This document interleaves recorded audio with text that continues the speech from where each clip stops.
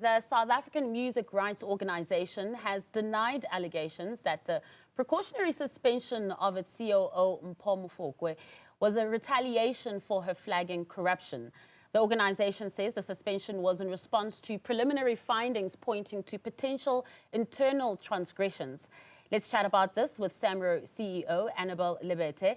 Ms. Lebethe, thank you so much for joining us this evening. And I guess if we could start by please explaining to us why the COO was suspended after what appears to be her blowing the whistle. Hi, good evening, Masa, and good evening to your viewers as well. I'll try to be as concise in my summary, and you are correct in your introduction that the COO was placed on precautionary suspension due to matters that emerged regarding her conduct. And so the step or the measure was a necessary measure in order to make sure that we follow the correct disciplinary process. And whether or not that disciplinary process will result in charges being conferred and a disciplinary process happens or hearing happens will be determined by the investigation.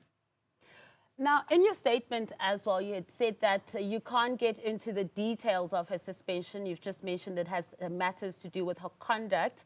I mean, also you say that not to prejudice the process that is underway. So maybe you can tell us when SAMRO decided to suspend and investigate her.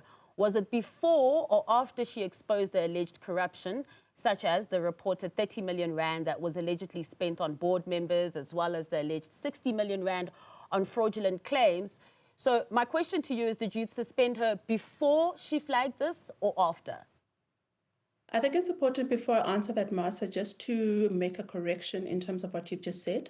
There is no 30 million rand that is a issue regarding board perks. The board members of SAMRO serve and are only remunerated in terms of the remuneration structure that is approved by members, and they get no additional benefits in relation to that. That is not how our MOI is structured. But secondly, to indicate that the 60 million rands that you referred to was in relation to unclaimed funds that relate to what we call undocumented works that belongs to rights holders. And that process itself was instituted in 2022, 2023. It was a forensic audit process that was instituted by the board of SAMRO when it came to light that there were some allegations of fraud that were being perpetuated by members of the organization. So those are just points of clarity for me. And to answer your question, the suspension itself I effected on the 4th of August, which was this past week, Monday. And it was, yes, it was after the EGM, but it had no bearing or implication in reference to the fraud case itself or the forensic audit investigation itself.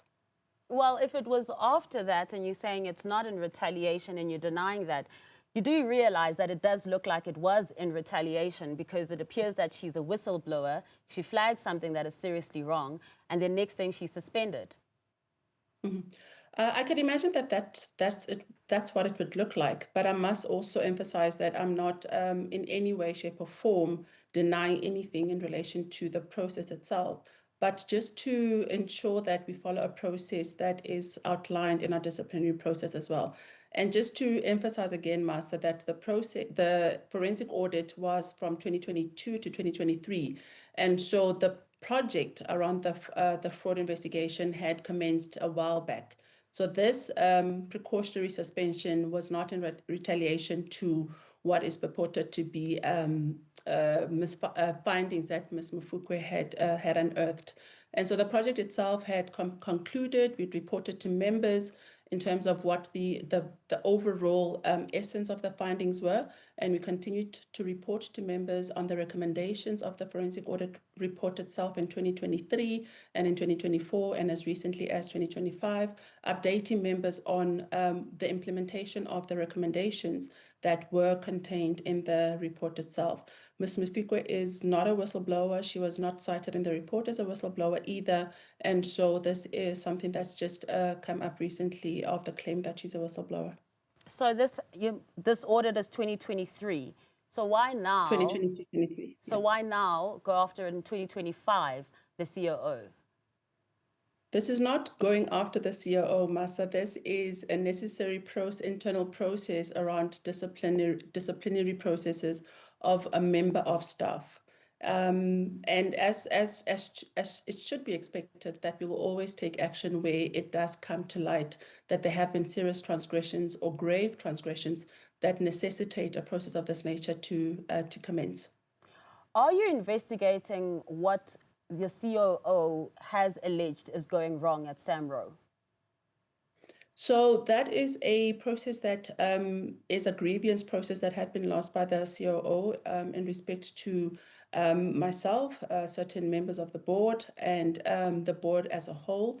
And that process had already commenced as well. So again, just to stress that these are two separate processes, and the board has taken on the responsibility of ensuring that there is a process underway to attend to the allegations or the grievance that the COO had presented to the board.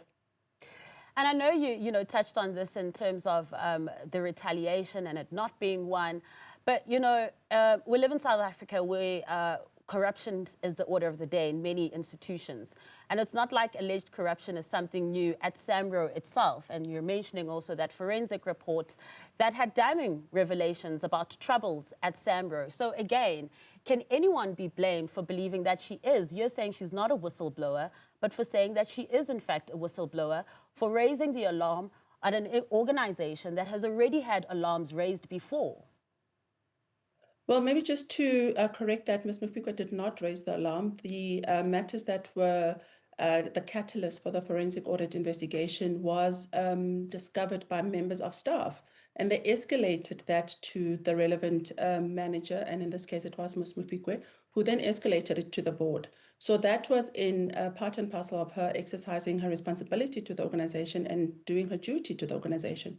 She did not whistleblow in the sense that you have mentioned, but it was just following through and escalating as is required when these matters of a grave nature do come to light. And the board then acted on what was presented at the time, that whatever information was presented at the time warranted further and deeper investigation, and therefore the board determined that this was serious enough for investigation to be commissioned, and they did exactly that by commissioning the forensic audit firm. And just finally, when it comes to the COO, as well, you've seen that political parties have also raised alarm about what is going there with that precautionary suspension, because again of the optics, it does not look great at all when somebody has raised grievances, whether they were the first to do it, whether you want to call them a whistleblower or not, or they initiated it or just escalated it. It does look fishy when then the response is to suspend that person, because then what it does is say that there's a culture not to speak out at SAMRO. At SAMRO, should anyone have grievances at any level, what's the process for them to voice those grievances without them facing any kind of suspension? Well, we do have a whistleblower hotline, an anonymous whistleblower hotline. We've got a, subsequent to the forensic audit itself, we established a risk department to make sure that all issues relating to risk management, fraud risk management, ethics and ethics management are channeled specifically to a unit that we set up in 2024. Specifically in response to some of the concerns that were picked up through the forensic audit. So following through on the recommendations of the audit itself, we obviously as an organization have a responsibility to make sure that internally we provide as much space and room and platforms for not only staff at SAMRO, but equally so through our membership base and the general public, and following through on what is expected of an organization like SAMRO to manage all information and all allegations that come to light and to do what is right in terms of justice and the law. Any idea as to when the COO can return to her position? Well, it's probably premature to respond to that, because we have to conduct an internal investigation in relation to the preliminary charges that were put before her, and that investigation will determine what the next steps should be, whether there is disciplinary hearing to be held or whether there isn't a disciplinary hearing to be held. So it's premature now to put a time frame to it, and I would not want to do that. All right, Annabell Lebethe, thank you so much for joining us this evening.